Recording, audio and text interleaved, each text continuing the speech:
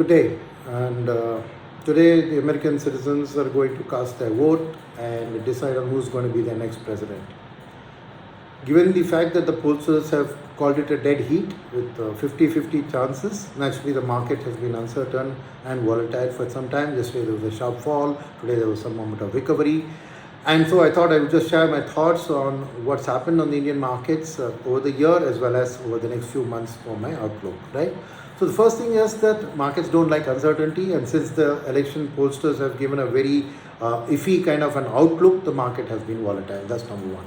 Second, FIIs have been pulling out money from the Indian market. $10 billion has got pulled out, right? But I would say that this pullout was not only from India. Yes, in India, the earnings season results disappointed. So there was some justification to why they were pulling out. But they've also pulled out $15 billion from the Chinese market. So the two largest emerging markets, 15%, $25 billion, FIIs have pulled out. So it's been an emerging market pullout. In fact, there's been a pullout even from Europe and the other zones. Where has the money gone? The money has gone into Japan because the Japanese hopes of a rate hike, which were worrying the markets, now seem eased with the election result not being very strong. Plus back in the US. Why? Because on a risk-free basis, the US is giving them 10-year US 4.2% risk-free return. So why take a risk outside into emerging countries at this point in time? And so from that point of view, I think they have been a bit wary about emerging markets. India has borne little brunt of it because the earnings season hasn't come to their expectations.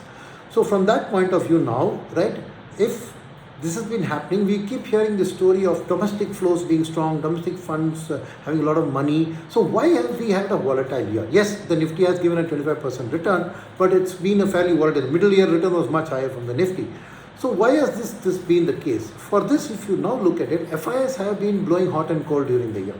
They came in sometime, pulled out, sometime came in.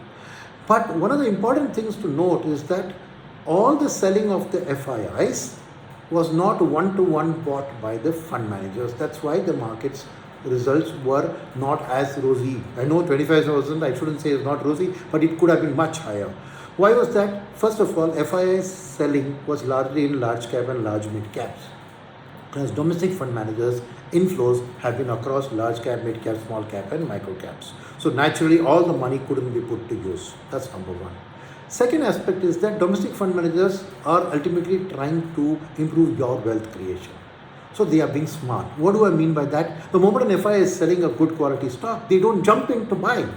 They wait for that selling, because if there are no buyers, then the market price falls more. They're waiting for the price to fall even more so that they are able to buy low and sell high for your favor. So there's somewhat of smartness by the domestic fund managers has led to an increased volatility because they're waiting for that pain of selling to come through into the stock price and then they step into buy.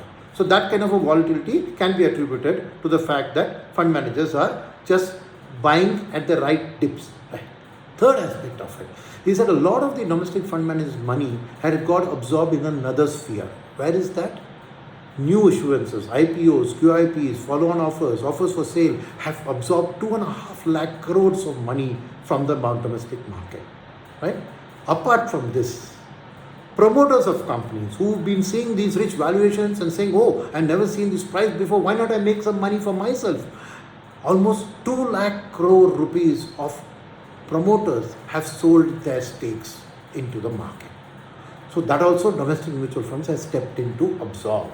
So something like 4.5 lakh crores of buying has happened by domestic mutual funds, and FIIs have not participated much in this sphere, apart from some Hyundai IPO where I mean 17-20,000 crores was there. They have not participated in this. So domestic funds have not been able to fully use their resources to counter the FII selling. Right? Now what's the way forward? The way forward is that, first of all, not many more IPOs. There's a Swiggy IPO, so domestic cash liquidity at the fund manager should be good. What about FII's outlook? I expect the volatility to continue. Why? One, there's a Fed rate on which the outlook as well as the rate cut will come and decide the future outlook. Second aspect is the continuing geopolitical uncertainty, which have an impact on oil prices. So FIIs will be wary about taking a call on India at this time. Third aspect is that hedge funds have to book their profits over the next 2 months if they are to pay their fund managers the bonuses.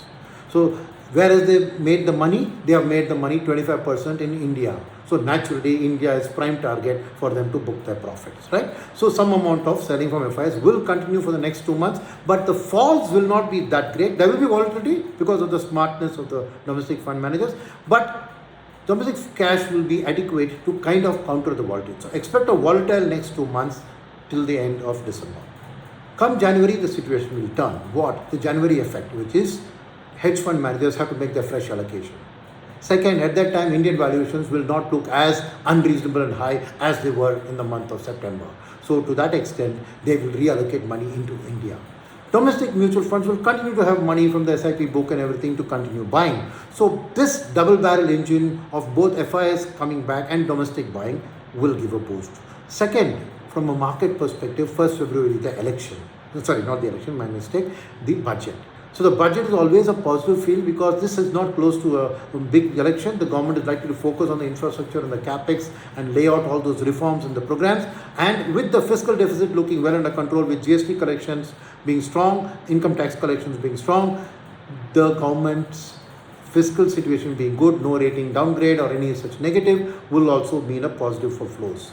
Third is, from an earnings outlook perspective, there could be an upward revision because the government, remember, this earnings season was slightly bad partly because the government did not spend on capex through the election season and even post they did not. However, the government has committed that whatever they put in the budget, they will spend before the year end. So expect stepped up government spending over the next 2 months, which will have a trickle down effect, both in terms of order books for capital goods suppliers, as well as the cement and steel companies the government spends, and the trickle down effect of that on the economy. Plus, the government will also spend on revenue expenditure because they have to exhaust it before the year end. So that will lead to a consumption that will trickle down. So I expect all of these factors to then lead to some amount of a revision upgrade in the January result season when it comes. So I expect the new year to start off with a reasonably good first quarter and markets should touch very good highs at that time. And from a perspective of sectors, I think that I've been a bull on banking and financial services for quite some time if you have followed me on the media, and I think that today's market bounce back also reflects that the domestic fund managers, because the last 1 year, while Nifty has grown 25%, the bank index has grown only 20%. So clearly good quality banks haven't risen along with the market and there's a good opportunity to buy, and I expect fund managers to reallocate to that, but you don't need to go, I mean, if you want to take a sectoral call, that would be my top sector pick. The second sector I would expect, again from a contra perspective, would be consumption. What is the reason for this? One is, of course, is that I think it has been a bit oversold according to me, and I think there should be a good bounce. Government signature trickle down. Third is the wedding season. There are about 35 to 40 lakh weddings, and the estimate is about 5 to 6 lakh crore of consumption expenditure could happen just through the wedding season. So I think that a slightly contrarian bet some fund managers could take, which would be in your benefit. So overall, I think that from your portfolio perspective, I would say hang in there. Don't do anything to disturb it. If you want to take a sector call, I already told you what it is, but I would say stick with your SIPs. If you want to up them by 25-50%, the SIP installment, well and good. The fund managers will deploy your money smartly, win this volatility, and in the long run will be able to deliver very good wealth creation for you. So on that note, I say goodbye to you and look forward to my next communique. Thank you very much.